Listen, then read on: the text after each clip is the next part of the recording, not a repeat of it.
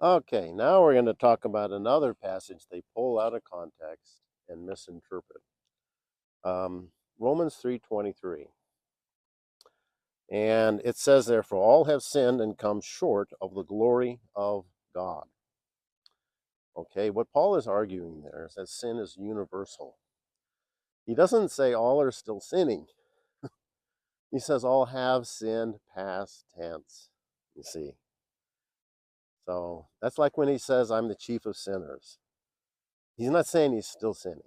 He's saying that because the guilt of sin stays on you unless you receive the blood atonement of Christ, you see, even if you stop sinning. Like say you committed murder and then you keep the law perfectly and you go before the judge on judgment day and he'll say, did you commit murder? And you say, no. Well, he says, you say, well, I kept the law. I didn't even break the speed limit for 50 years after that until I died.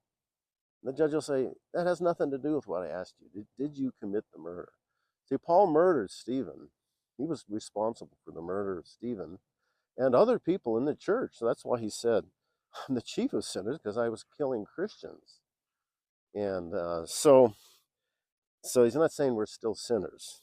And then it says in 3:10, this is another one they quote, oh, there's none righteous, no, not one.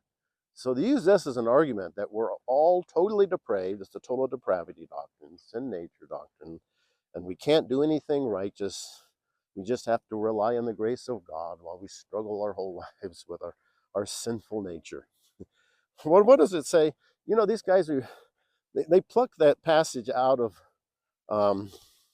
Psalms 51 where David was saying, hey, what chance did I have? My mother was a sinner, I was born in sin. So they say, oh, that's the sin nature doctrine. All it's saying is his mother was a sinner. And and they use that for their big doctrine. Well, what about Psalms 18? I want to read to you what David said in Psalms 18. It says 21 through 24.